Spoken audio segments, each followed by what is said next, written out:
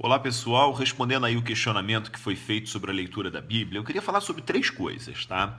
A primeira é a questão da nossa espiritualidade, da nossa devoção. Ler a Bíblia requer de nós oração. Preparar o coração, preparar o espírito, preparar a nossa consciência para a gente ler com abertura de coração, mas tendo a convicção de que, diante das dificuldades que a gente vai enfrentar na leitura da Bíblia, Deus está conosco, o Espírito Santo de Deus está conosco, nos amparando, nos dirigindo.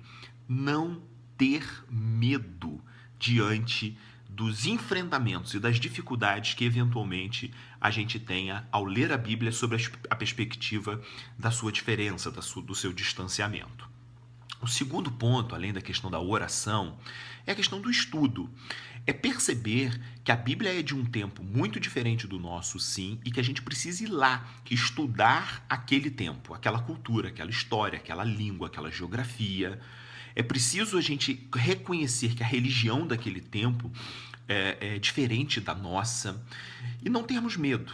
Procurar bibliografia, pesquisas, professores, artigos acadêmicos, pesquisa científica séria sobre todo esse momento. Não ter medo de que isso vá abalar a nossa fé.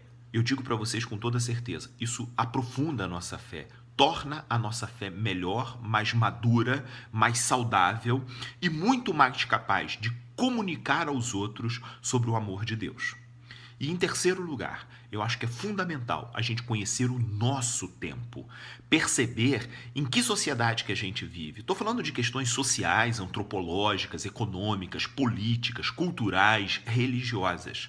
A Bíblia não pode se circunscrever, se resumir ao ambiente da igreja, ao ambiente religioso. A Bíblia é para comunicar ao homem do século XXI, ao ser humano do século XXI, à mulher do século XXI.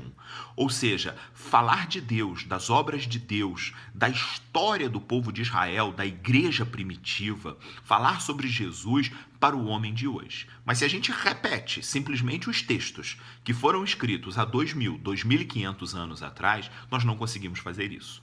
Para isso, essa articulação do conhecimento da época do texto e da nossa época, engajamento político, opção pelos mais pobres, como fizeram os profetas, como fizeram Jesus, opção por uma denúncia ao estado atual das coisas, denúncia das religiões, denúncia dos sistemas políticos, denúncia da economia, do consumo, a denúncia desse mundo que está machucado e está em pecado, digamos assim, é importante para que a Bíblia seja comunicada de forma eficiente. Então eu acho que é isso, pessoal. Oração, estudo e atualidade. Eu acho que essas três coisas juntas tornam a leitura da Bíblia poderosa. Um abração.